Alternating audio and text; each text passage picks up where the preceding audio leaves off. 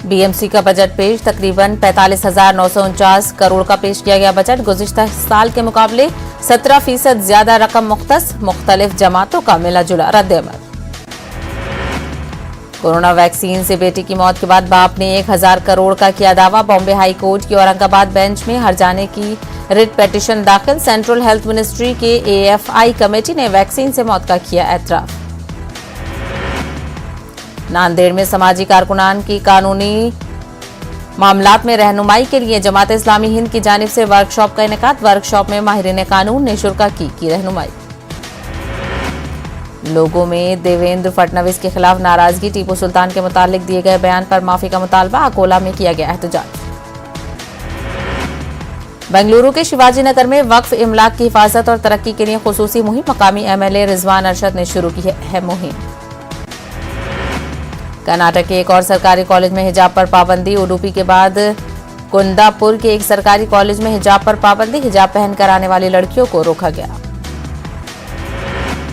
College के gate पर मुस्लिम लड़कियों को प्रिंसिपल ने रोका। हिजाब उतारकर कॉलेज में दाखिल होने के लिए कहा। इस मौके पर मुस्लिम तलबात और प्रिंसिपल के दरमियान बहस। बेंगलुरु के रसल मार्केट में खजूर मेले का इनेकाद। मुख्तलिफ इकसाम की खजूर दस्तयाब। आइन में तरमीम की गूंज पार्लियामेंट में सुनाई दी। आरएसएस की जबान बोलने का खड़गे ने टीआरएस पर लगाया इल्जाम। केशव राव ने इल्जाम को किया मुस्तरद। कहा केसीआर ने दी है तरमीम की तजवीज, कबूल करे या नहीं आवाम करेगी फैसला। आइन पर केसीआर का बयान। मुल्क भर में वबाल। बीजेपी की भीम कुशा कांग्रेस की 48 घंटे की हड़ताल। माजरत ख्वाही का किया मुतालबा। चंद्रशेखर राव के ओवैसी की सताइश करने पर बीजेपी लीडर चिराग पर। राजा सिंह ने कहा कि ओवैसी भाई नहीं ब्लैकमेलर। केसीआर और ओवैसी पर दलितों को धोखा देने का लगाया इल्जाम। तेलंगाना में कोरोना की सूरत हाल पर हाईकोर्ट में समाअत। तालीमी इदारों में फिजिकल क्लासेस के साथ साथ ऑनलाइन क्लासेस 20 फरवरी तक जारी रखने की दी हिदायत। खैरताबाद में हुजन कॉलोनी का केटीआर ने किया इफ्तिताह। एनटीआर गार्डन में अम्बेडकर का 125 फुट ऊंचा मुजस्मा लगाने का किया ऐलान।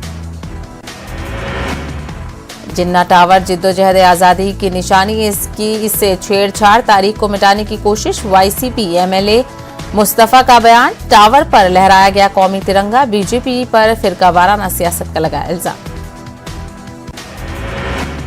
पीआरसी की मांग को लेकर मुलाजमीन उतरे सड़कों पर। चलो विजयवाड़ा प्रोग्राम की मुलाजमीन ने दी थी कॉल।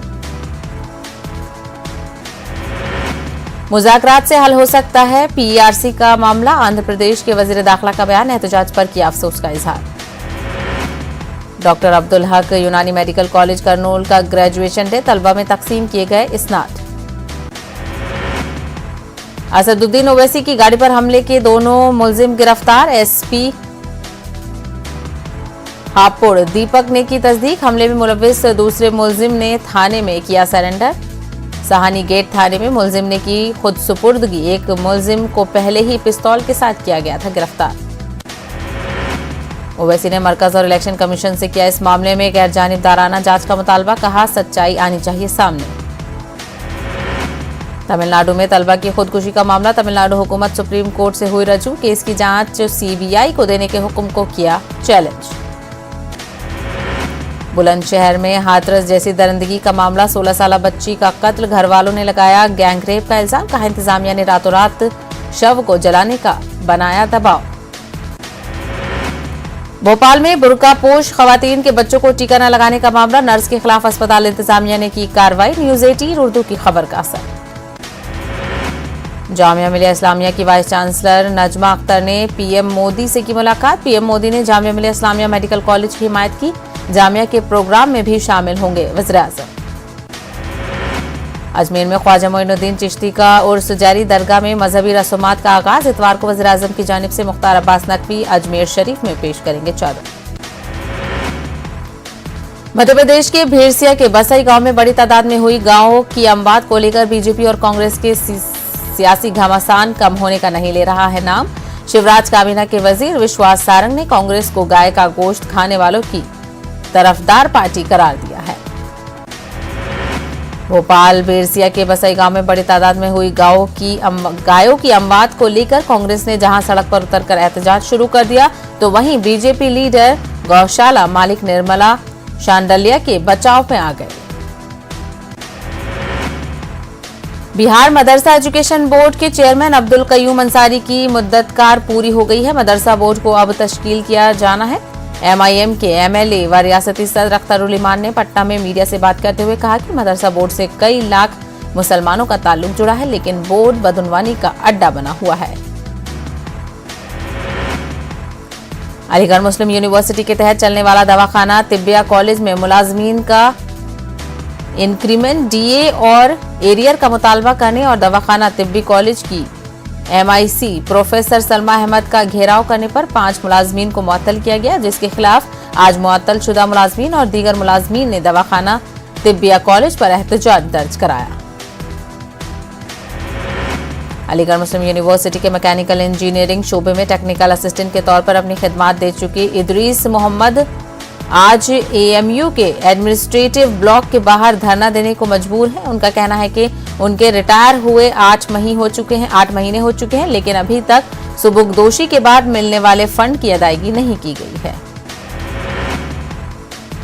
पटना के गायघाट शेल्टर होम की एक और बड़ी लापरवाही मंजर-ए-आम पर जुवेनाइल जस्टिस बोर्ड की रिपोर्ट ठंडे बस्ते में डाली गई। न्यूज 18 के पास रिपोर्ट की कॉपी। झारखंड में लफ्जों के खेल में उलझी लोहार जात के लिए एसटी का रिजर्वेशन। लोगों का सवाल, जिस जात का कोई वजूद ही नहीं उसे रिजर्वेशन कैसे मिल रहा है। तेजस्वी यादव संभालेंगे पार्टी में लालू की विरासत। 10 फरवरी को होने वाली कौमी एग्जीक्यूटिव मीटिंग में आरजेडी का सत्र बनाया जा सकता है। खाद के लिए जगह जगह किसानों का हंगामा। ब्लैक मार्केटिंग के इल्जाम में गोपालगंज में हंगामा। छपरा में किसानों के दरमियान हाथापाई। मैथिली मुजफ्फरली रे का 89 साल की उम्र में इंतकाल। नॉवल मरीचिका के लिए 1982 में साहित्य अकादमी अवार्ड से नवाजा गया था। उत्तर प्रदेश इलेक्शन के लिए कुल हिंद मजलिस इत्तेहादुल मुस्लिमीन ने उम्मीदवारों की नवी फहरिस्त जारी की। फहरिस्त में 9 उम्मीदवारों के नामों का किया गया ऐलान। एमआईएम ने अब तक 67 उम्मीदवारों का किया है ऐलान, जिसमें 11 गैर मुस्लिम उम्मीदवार। मजलिस ने 100 सीटों पर अपने उम्मीदवारों को उतारने का किया है ऐलान। एमआईएम उत्तर प्रदेश इलेक्शन भागीदारी परिवर्तन मोर्चा के बैनर तले आवाम के दरमियान है जारी। गुज़िश्ता 3 रोज से मुसलसल मेरठ दौरे पर रहे मजलिस सरबराह असदुद्दीन ओवैसी। पार्टी उम्मीदवारों के लिए तशहीर मुहिम में लिया हिस्सा। मजलिस उम्मीदवारों के हक में लोगों से वोट की अपील। असदुद्दीन ओवैसी ने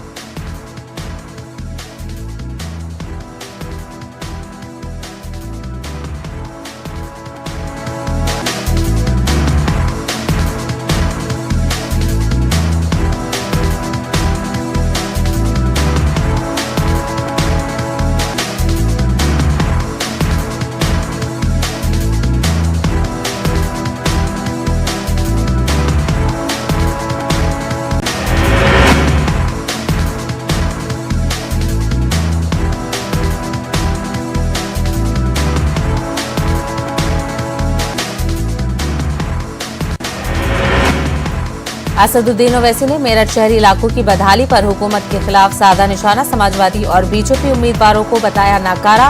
कहा मजलिस आवाम की है टीम। मुस्लिम, पिछड़े और दलित की नुमाइंदगी करेंगे ओवैसी। बीजेपी लीडरान ने गर्मी निकालने वाले बयान पर एक बार फिर तंज करते हुए कहा कि ओवैसी ने नौजवानों और अकलियती तबके में जो गर्मी पैदा की है वो कम नहीं होगी। उत्तर प्रदेश में पर्चा नामजदगी जारी, पहले 3 मरहलों के लिए नामजदगी है जारी। कानपुर में कुछ आजाद उम्मीदवार और छोटी पार्टियों के उम्मीदवारों की नामजदगी रद्द। कानपुर आर्यनगर के रुकन असेंबली पर रिटर्निंग ऑफिसर से मिली भगत का इल्जाम।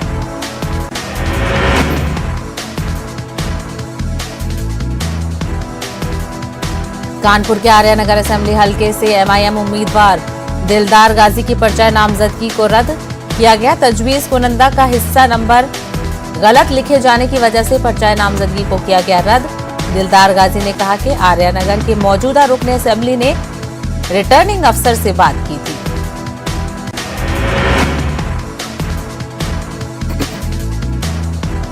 कानपुर में ऑल इंडिया मजलिस इत्तेहादुल मुस्लिमीन ने 3 सीटों पर अपने उम्मीदवार खड़े किए थे, लेकिन अब छावनी असेंबली से सिर्फ मोइनुद्दीन एमआईएम के होंगे उम्मीदवार।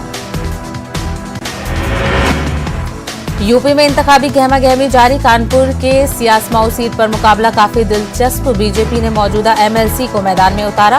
कांग्रेस ने हाजी सुहेल को दिया टिकट, सहतरफा मुकाबले की उम्मीद। रियासती वजीर सिद्धार्थ नाथ सिंह के पर्चा नामजदगी के वक्त हंगामे का मामला। पर्चा नामजदगी के मौके पर एक शख्स ने सिद्धार्थ नाथ सिंह पर हमला करने की थी कोशिश। हंगामा करने वाले शख्स बीजेपी का है कारकुन। हिमांशु दुबे सिद्धार्थ नाथ सिंह से था नाराज। पुलिस ने मामले में जारी किया अपना बयान। पुलिस ने हमले की सख्ती से की तरदीद, कहा सिद्धार्थ नाथ सिंह पर नहीं हुआ कोई हमला। जौनपुर का रहने वाला हिमांशु दुबे ने खुदकुशी का किया था इरादा। पुलिस ने हिमांशु दुबे के कब्जे से सल्फास की गोलियां की बरामद। उत्तर प्रदेश में चुनावी घमासान, एक दूसरे पर इल्जाम दर इल्जाम की सियासत जारी। एक पार्टी दूसरी पार्टी को कमतर दिखाने की कर रही है कोशिश। बीएसपी सुप्रीमो मायावती ने गाजियाबाद में अवामी रैली से किया खिताब। समाजवादी पार्टी, कांग्रेस और बीजेपी पर जमकर निशाना साधा। मायावती ने कहा दूसरी पार्टियों के साथ साथ बीजेपी ने भी पिछड़े तबके को दबाया और उन्हें तरक्की की रफ्तार में पीछे धकेल दिया। डिप्टी सीएम केशव प्रसाद मौर्य ने पर्चा नामजदगी की दाखिल। कौशाम्बी की सराथू असेंबली हलके से दाखिल किया पर्चा। बीजेपी के कौमी सदर जेपी नड्डा की मौजूदगी में दाखिल किया गया पर्चा। अपना दल की सदर अनुप्रिया पटेल भी रही मौजूद। जेपी नड्डा ने मीडिया से किया खिताब। बीजेपी यूपी में फिर बनाएगी अपनी सरकार। सीएम योगी ने पीएम मोदी के मिशन को अमली जामा पहनाया। पीएम मोदी ने मिशन को जमीनी सतह पर किया नाफिज। कोरोना वबा के दौरान बाहमी इमदादो इन्हिसार का जज्बा मुस्तहकम हुआ है। मुल्क इस वबा से मुत्तहिद होकर मुकाबला कर रहा है। टीकाकारी के ऐलान के बाद हम बेहतर ताउन करें, जिससे हम कोरोना को मात देने की जानिब कदम बढ़ा सके। नेटवर्क 18 इस मुहिम में हर कदम पर आपके साथ रहेगा। जब तक सभी महफूज नहीं, तब तक कोई महफूज नहीं होगा। इसी सोच की बुनियाद पर हमारी मुहिम संजीवनी का मकसद ये यकीनी बनाना है कि वैक्सीन पाना सभी हिंदुस्तानियों का हक है। स्पीड न्यूज में फिलहाल इतना ही। दीजिए इजाजत। आदाब।